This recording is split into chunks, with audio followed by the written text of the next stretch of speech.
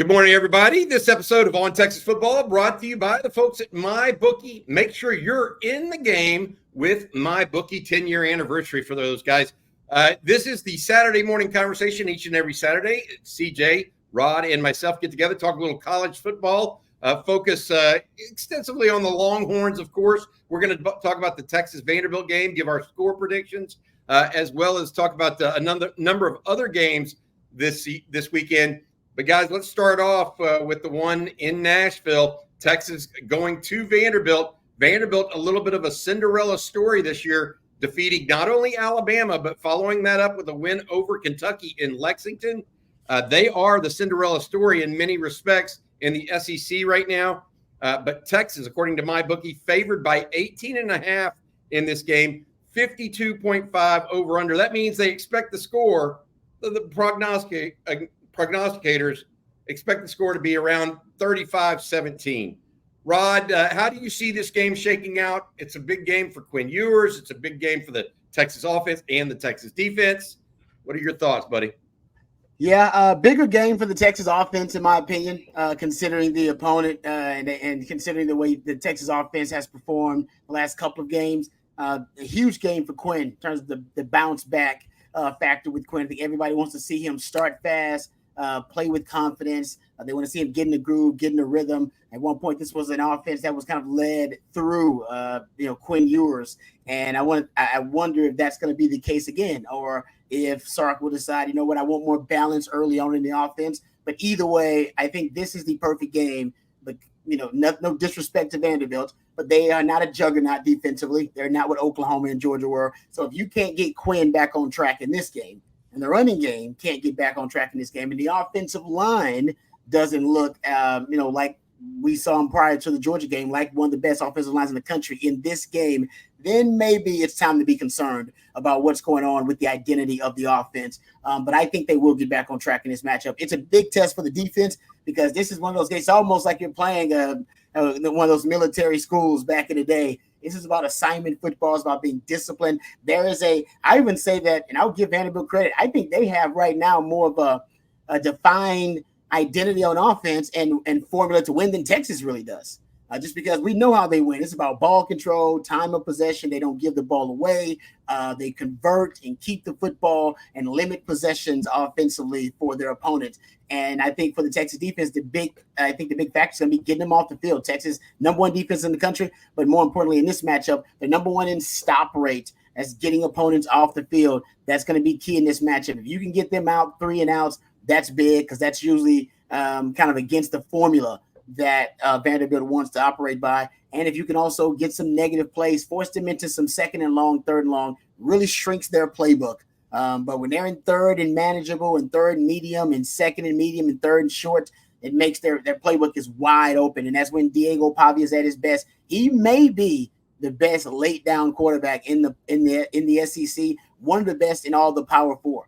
He's at his best on third, fourth down. That's when Texas wants to step up. But I think Texas is up to the task. I'm expecting them to win. Will they cover that number? That is a big number on the road. If their offense is clicking, they'll cover it easily. If their offense starts slow, it may take a while because, I don't know if it will take a while. It may not happen just because you're limited in the amount of possessions and opportunities you're going to get versus Vanderbilt. I look at it, Rod, and I couldn't agree more. I think we talked about it. Execution going to be key for the Longhorns against Vanderbilt today. They have to stop them on defense, and then they need to convert and keep the ball on offense. It can't be a 3 and out for Texas today. That kind of stuff. Obviously, there might be 1 or 2, but you don't want multiples of that because then that allows Vanderbilt really to maybe get things going on offense. And if you can't stop them, they'll just keep running it down the field. Milking clock. CJ, what do you think about this game? Yeah, it's a put up or shut up game for Quinn Ewers, right? It has to be. His draft stock has taken a hit. His confidence has taken a hit. I think the trust in the fan base in Quinn Ewers has taken a hit, certainly because of what we've seen over the last 2 weeks since he returned from injury. To Rod's point, Vanderbilt's not a Georgia. They're not an Oklahoma. That is a team that Texas should be able to move the football against, but that's the key word, should. right? They should be able to score against anybody. They have the weapons offensively. They have the offensive line. They have a third-year quarterback in the same system. You've just not seen it over the last week or two. So what I want to see from Quinn Ewers is a hot start. And this has been a topic of conversation even beyond Quinn Ewers. What can Steve Sarkisian do as the play caller, as the script writer, to get easy chunk yardages on that opening drive? Because Texas only has 7 first-quarter points in SEC play. That's not good, right? Especially when you play two defenses like Oklahoma and Georgia, and when you play a team like Mississippi State, who kind of wrote the blueprint for teams less talented than Texas to be in games longer or to even beat Texas, right? That first half, 22-8 in terms of time of possessions. They took care of the football. They extended drives, and that, to me, is the entire blueprint for success for Vanderbilt. Got to start quick. If you're Quinn Ewers, it might be another situation where if you win the toss, do you take the rock in hopes that you get up 7? Because if you're up on Vanderbilt at any point, and this is what teams fail to do, especially Alabama, when you get up on Vanderbilt, their style of play changes, and they can't play what they like to do, which is 3 yards in a cloud of dust. Let's just get to the chains and move it on 3rd and 4th down and then do it again. If Texas can do that, it plays in their favor. They have good stop rate defensively for Texas. But again, if you're able to get up 14, 17, 10, even 10, that forces that offense to be completely different, and it's got to start early for Texas. I hear you guys, and I think there are a couple of key stats, right, that we've talked about throughout the week. Rod, you mentioned Texas leading the nation in stop rate. Well, Vanderbilt over 51% conversion on 3rd downs. Tremendous. Just tremendous effort by them. You mentioned Pavia is one of the best late down quarterbacks in the country, not just the SEC, but the entire country. It is strength on strength. I want to ask you this, Rod, and I think it may be a hidden position battle here. The Texas defensive ends against Pavia in this game, him getting outside. Yeah. Barron Sorrell, Ethan Burke, Trey Moore, Colin Simmons. How big is that matchup in your estimation here? I think it's huge. I was talking to Alex Okafor about this, and he's talking about pass rush lanes, and when you run stunts and twists, making sure if you're going to run a stunt and twist with a guy like Pavia, a little bit risky. Better make sure you get right back into your pass rush lanes and be disciplined.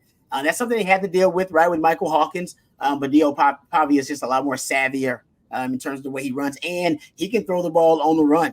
That's something you got to watch too. So not only do you want to keep him contained, and that's the thing. Do you want to keep him in the pocket, or do you want to flush him from the pocket one way or another? I would try, if you have him in a predictable pass situation, to get a spy or get spies on him. Kind of how they did with Michael Hawkins, and get multiple spies on him if you can get him in a predictable passing situation. But there's no doubt, pass rush lanes from the edges. Do they want to keep him in the pocket, or do they want to collapse the pocket and then flush him to their spies? I think that'll become the question for PK and Johnny Nansen. But I'm with you. I think the edge rushers and how disciplined they are early on is going to be big, because this guy can really improvise, really paint outside the lines when he needs to.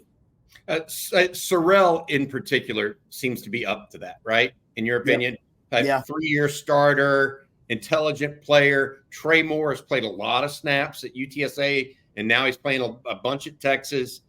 Texas seems to have the guys that fit that mold. Would you agree with that? Yeah. Nope, I totally agree with you. And even looking at the way that a young Anthony Hill is playing, right? He's playing like an old soul, an old veteran. Look at your D tackles that you brought in. These are veterans guys like Alfred Collins and Vernon Broughton, and you brought in guys like Lole, and so you brought in some, I think, guys who really understand that discipline against a quarterback like Pavia. Once you watch the film, you realize, hey, it's going to take an entire unit to corral this guy. It can't be one guy. You can't be trying to play hero ball against him by getting outside your pass rush lanes, trying to do somebody else's job. No, focus on your job. Focus on your responsibility. If we all do our jobs, eyes on the QB, then we'll be able to contain them. But as soon as somebody tries to play hero ball against this young man, you miss a tackle and let him get to the edge, he can be really, really dangerous. And I think you'll try to keep eyes on him. I mean, you're not afraid of their wide receivers, right? So Some people would say, well, just play man and man up in that case. When you play man, your back is to the football. I would try to keep eyes on them, everybody's eyes, safeties, corners, everybody. So I wouldn't be surprised you saw more zone in this game, just to have eyes on Pavia, because he is the straw that stirs the drink. And, also just paying attention to their threats. I mean, Eli Styles is probably their one threat receiving, and I wonder if, they'll have a specific plan, kind of how they had for Michigan's Poston Loveland, right? They knew it was like, we know how to take him away. He's the one guy we're worried about. I think you're going to see a lot of that Michigan game plan in this matchup too. Those bear fronts, the penny fronts. I think you might see some of that stuff in this game plan too. Rod, what do you have for the score prediction? I got Texas with 30. I'm going to go 30, 34. I will 34 to 13. I'll go 34. Woo! Wow. Yeah. So you think the Texas defense comes to play? They did last week. When have they not come to play? Give me a time when the defense didn't come to play. Have they not come to play every damn game? So I'm going to say they take this as a personal challenge, and I'm going to say they limit Pavia pretty good. But it ain't going to be easy, man. It's tough. CJ, defense travels according to Rod B. What do you think? Yeah, I'm right there with Rod. I have 31-20, 31-17. I'll stick with 31-17 right there. I think Rod just convinced me a little bit more.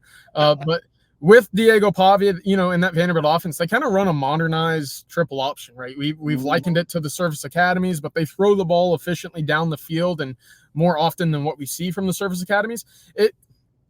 To me, and it looks a little bit about what that Jason Bean Kansas team looked like.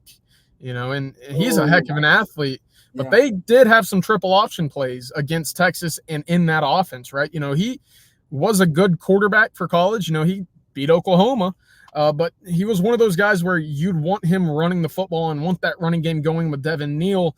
It gave teams issues. One of their big plays against Texas was in a triple option pull and flick to the outside. I think that's what Texas is going to rely on in terms of their past experiences in games. And of course, when the pocket moves, they have some experience from 2 weeks ago against Michael Hawkins, a guy that can move on the pocket. For that reason, I feel like there's some optimism for the Texas defense. And of course, they've been as sound as any Texas defense I've seen in the last 15 years. That's encouraging to me. I really like this team. Diego Pavia is a baller, but 21-7 or 31-17, lock that in. That's where I'm rocking with. That's interesting. I'm going to go a little bit different than you guys. I think I'm going to go 27-17 Texas. I think that the time of possession issue is going to be very real and suppress some scoring plays. I think Quinn's got to get back and going. CJ, you brought up the Kansas game a year ago.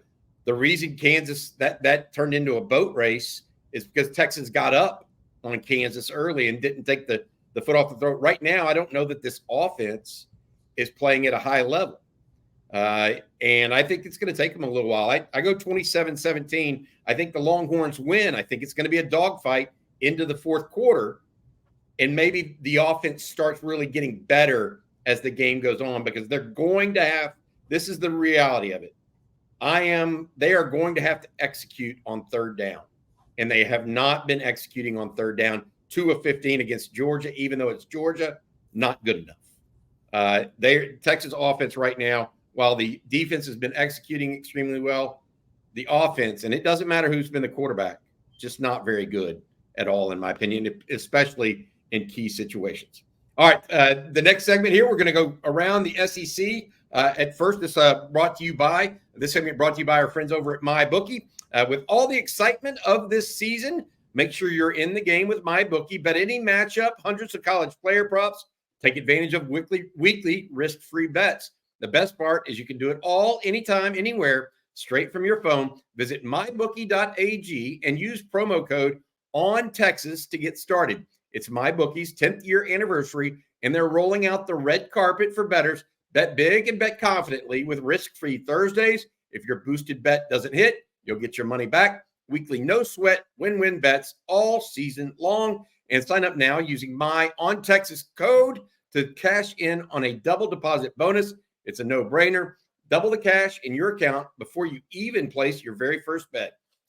Do not wait on it, because it is available only for a limited time. For those of you who've been playing with MyBookie, they've got something for you too, a brand new loyalty rewards program in MyBookie Plus.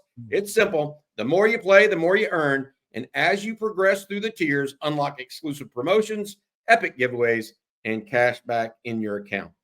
All right, guys, there are several games in the SEC, but we got 3 we want to focus on. Let's start with the folks in College Station. LSU versus A&M, primetime ABC game, 2.5-point favorites for the folks from College Station. Obviously, you get 3 points for being on the road, so the prognosticators think this is just really a pick'em game, and they're giving them 2.5, 3 points for being in College Station. What do y'all think about this one? 2 teams that are 6-1, maybe surprising for the Aggies.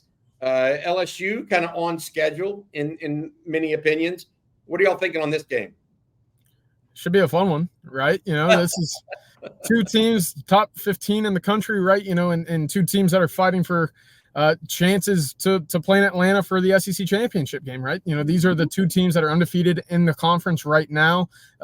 I've been surprised by both. Again, I had LSU as an 8-4 team at the beginning of the year. I didn't think they'd be able to come. Injuries to Harold Perkins and some other stars on that defensive side of the ball. I didn't think that they would be able to replicate what they had a year ago with the Heisman winner and 2 first-round wide receivers. They've been just fine on the offensive side of the ball. Garrett Nussmeier's been tremendous.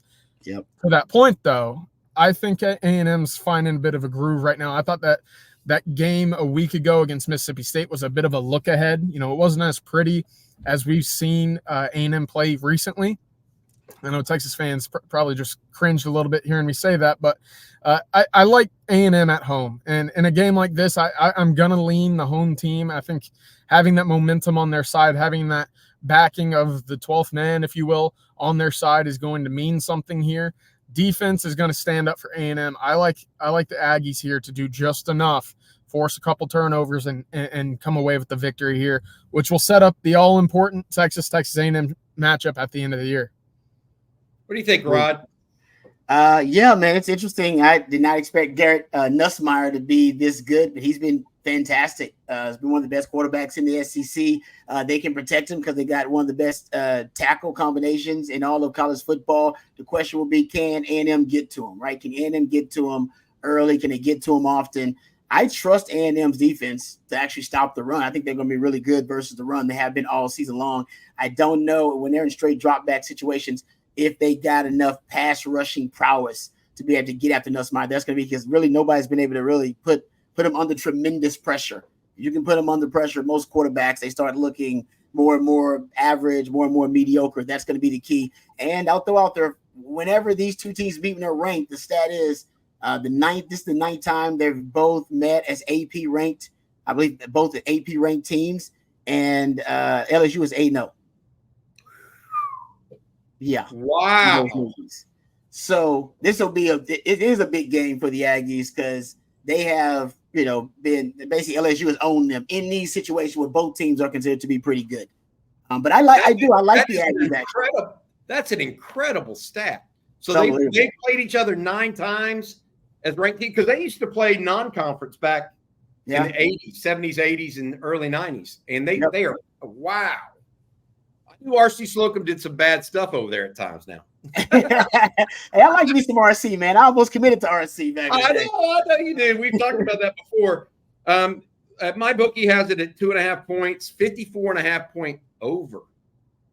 My take on this, I'm going with LSU in this game, and I know, CJ, you talked about the home field advantage, which I get. I mean, Kyle Field is a difficult place to play, but Nussmeier right now, among everybody in the SEC, and we've talked about this with Quinn Ewers, he and Pavia at Vanderbilt are doing the best playing within a dirty pocket.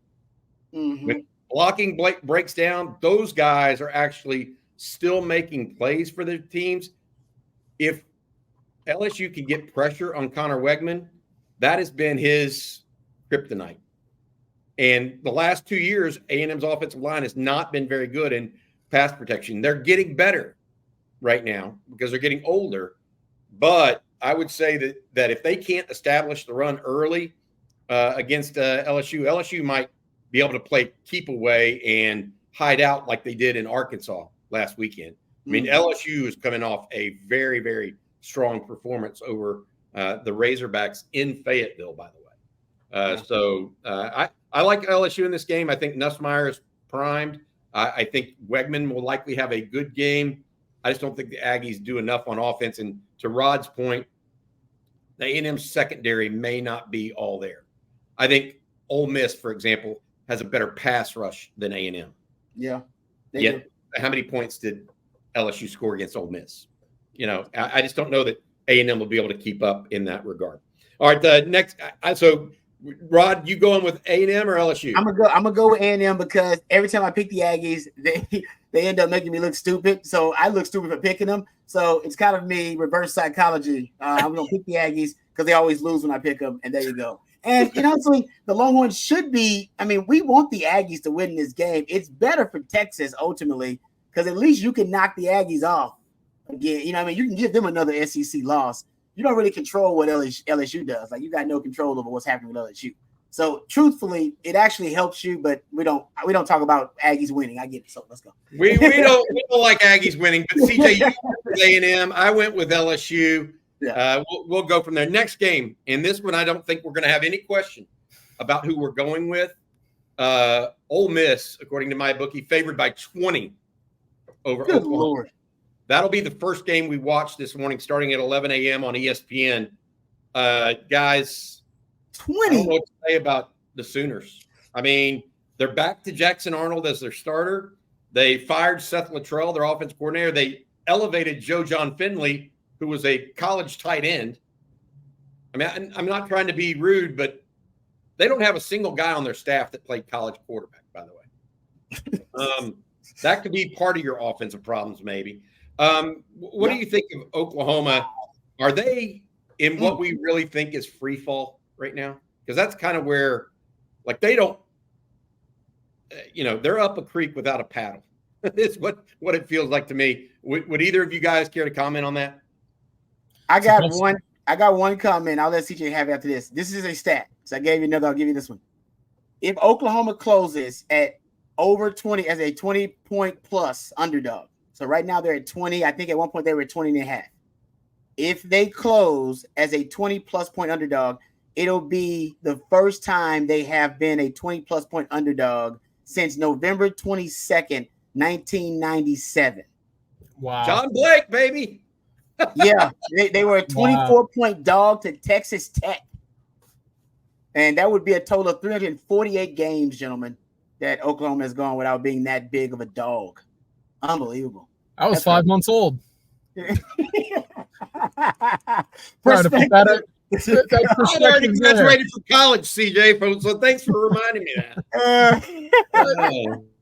I mean, I look at OU right now as an astronaut, like kind of stuck in space. There's just, like one of those interstellar videos where they're just like aimlessly there. There's nowhere for them to go.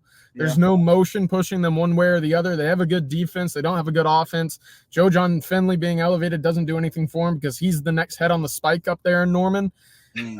You kind of just have to get through the season and see where the dominoes fall after this and pray that you make a bowl game. But even then, if you're an Oklahoma fan, I know bowl games is great for pride, but do you want 4 more weeks of having to hear about this team? And I mean, it's not pretty. They don't have much direction right now, Bobby.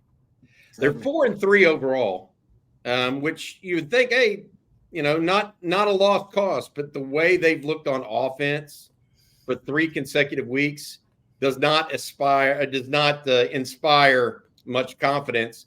There is a chance Oklahoma wins one more game all year, and that's when they play Maine.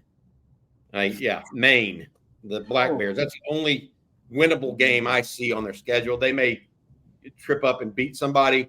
I do think going back to Jackson Arnold is probably their best route, and I'll tell you why. I think he'll at least is good enough to score 1 to 2 touchdowns a game. If you can corral Michael Hawkins, they might not score any. And the only negative there is I think Arnold turns it over more than even Hawkins. Yes, so he does. We'll see what happens. I think I'm going with Ole Miss in this. Lane Kiffin, talk about people that like stepping on throats and beating people into submission. Lane Kiffin, that's That's a specialty of his. Now, if it's a one-score game, it's a different story. But if he's got you by the throat, he's going to rip it off and play like it's WWE and get the big win. All right, the other game, one other game in the SEC that I think is valuable to talk about, both ranked teams. Missouri coming off a comeback win, really an inspired win against Auburn, now goes to Alabama. They're playing both the Alabama teams back-to-back. Bama in this game favored by MyBookie by 16.5. That seems like a lot to me, but you know what? You know, Missouri went down to College Station on their last road game and looked like donkey. Maybe Missouri is just a different team away from home than they are at home right now. CJ, what do you think? Missouri's been incredibly soft this year. They got whooped by A&M. They went to overtime against Vanderbilt. They've not looked good against competitive teams so far this year, and that wasn't really the expectation. You know, they had a good defense a year ago. They lose the defensive coordinator, and now their entire identity is basically gone on that side of the ball. If Brady Cook can't distribute the rock, this game will be a blowout. The other thing is here, Alabama's not really looked good, right? You know, you lose to Vanderbilt, you almost lose to South Carolina on a Hail Mary or last-second field goal, and then you lose to Tennessee, right? I don't know when the last time I've seen an Alabama team lose or almost lose 3 straight games, right? That's a new era here. So I'm going with the better quarterback. I'm going with the better talented team. That's Alabama here. Do they cover? I don't know. They haven't really been playing, electrifying offense either, even under Kalen DeBoer. Offense or defense, man. I mean, Vanderbilt scored 40 on them. Yeah. I mean, lost in all the hoopla. Vanderbilt scored 40. Now, one was a interception return, but Vandy scored 33 points on offense against this Alabama defense. I think we got to just wait and see how it goes there. Other 2 games in the SEC today. Arkansas goes to Mississippi State. The Hogs only favored by 6. Auburn goes to Kentucky. Kentucky favored by 2.5. I don't know who's going to watch that game other than an Auburn and Kentucky fan, because those 2 teams may be the worst 2 in the SEC, right? Ooh, Auburn? Who else? Yeah, I know. Yeah, you're right. I don't think they have a conference win yet. And Kentucky, even though they played Georgia tight, they just got boat raced by Vandy and Florida back-to-back weekends. That's a good point. So we'll see. All right, out of conference. This is one that I think is good for us to talk about here. Guys, there are a couple games we can mention. One is Notre Dame goes to Navy. It's not really a home game for Navy, although they categorize it that. This is playing at the old Meadowlands Stadium. I don't even know what it's called anymore, but it's in East Rutherford, New Jersey. Navy undefeated. Notre Dame 1 loss. Notre Dame favored by 13.5. Major implications for the college football playoffs. Navy wins this, they're going to be hard to beat the rest of the way. They're likely in. Just put it that way. The only game they have left, I think that's really a question mark, maybe, if I'm not mistaken, is Army. So that's going to be a battle of those 2. The other game I wanted to talk about and get y'all's thoughts on, Texas Tech and TCU. Now, this is probably the line that, just looking at all lines, I thought, okay, on the surface, Texas Tech, TCU, it's in Fort Worth, so the 2:30 game on Fox. I thought Texas Tech probably be favored by a touchdown, 10 points.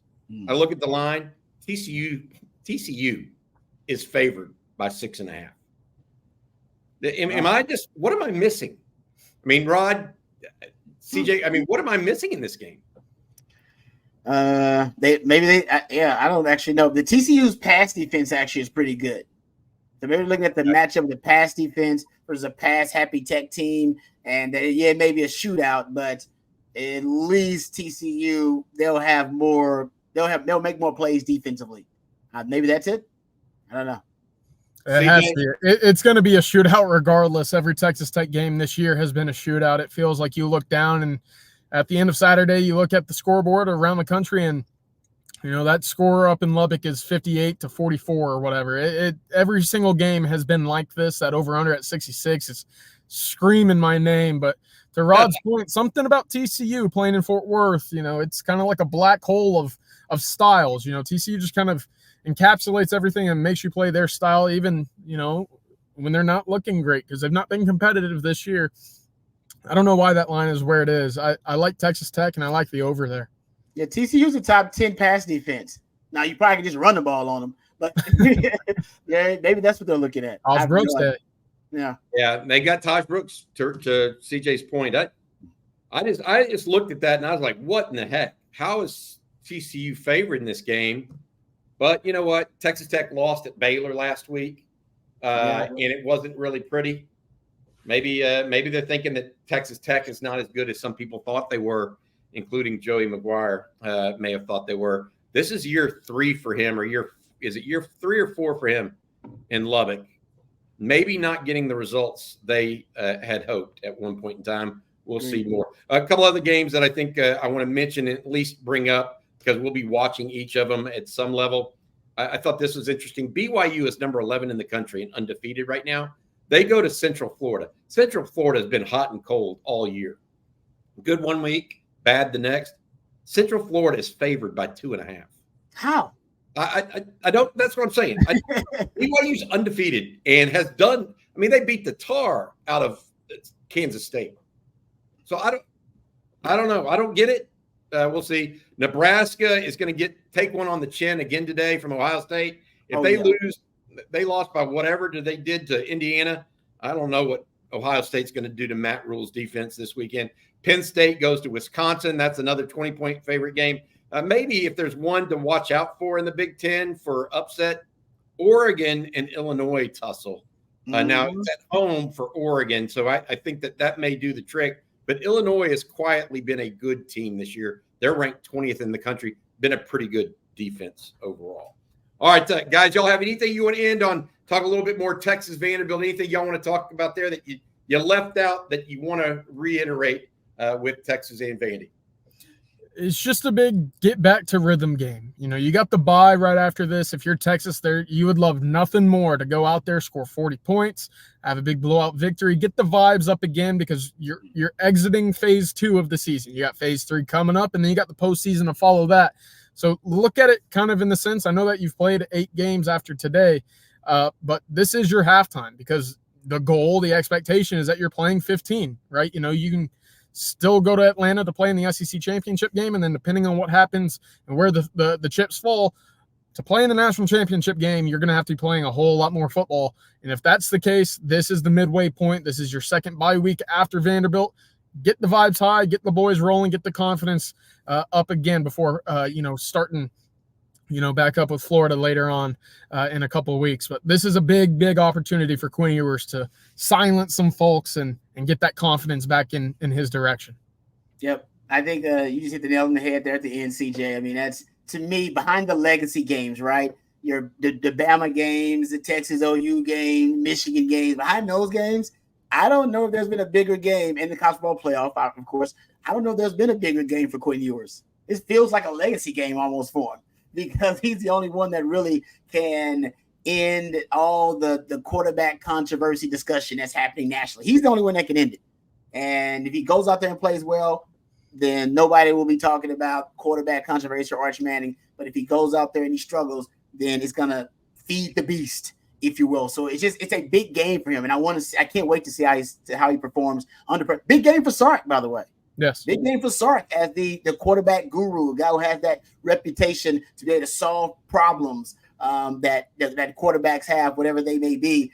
You know, how is the game plan going to look with him knowing Quinn is struggling and the emphasis nationally? Everybody talking about it. How do you get Quinn in the groove? How do you get Quinn started early? How do you get Quinn looking confident? I can't wait to see how both respond. I actually have a lot of confidence in Sark and Quinn, so I'm feeling good about what we're going to see early on. But I'll admit, I don't know. There's no evidence, and it's a big game for Quinn. There's no question. Clark Lee's a defensive coach. Yeah, he is. So get ready for something. I mean, he may just sell out and blitz the hell out of Quinn on all third downs. I'm not so sure I wouldn't do that, just for the record. And see what and give up a play. You know, because you got to get Texas off the field if you're Vanderbilt. The one thing that I would add, and I've gone back to it all week long, and I'll say it again, I've yet to see the Texas offense execute as well as they did past the UTSA game. They're going on week 4 this will be the 5th week where they haven't actually executed all that great on offense. And I'm not just talking about quarterback. I'm talking about dropping passes like they did against Mississippi State. I'm talking about fumbling the ball. I'm talking about jumping off sides and motion. I'm talking about missing blocking assignments. It's across the board. Offensive execution, absolutely imperative. If they want to look, that game against Michigan was darn near perfect. Yep. Okay. And it was because of execution. They took everything possible that Michigan gave them. Texas absolutely has to get back to that, or they're not going to lose just one more game in the SEC. They'll lose multiple. So that's something to put under your hat and smoke it there. All right, I'll see a couple of you guys out there, hopefully, at the local at 11 o'clock over in Nashville. If you're in town, just take an Uber over to the local. It's about 300 yards away from the stadium. We'll be out there, CJ and I, around 11 o'clock. We're also doing our pregame here at around 10:15 this morning as well. For Rod Babers and CJ Vogel, as well as our producer, Matt Hutchison, thank you all for watching the Saturday Conversation. Also, thanks again to our friends over at MyBookie. Hook 'em. Hook 'em.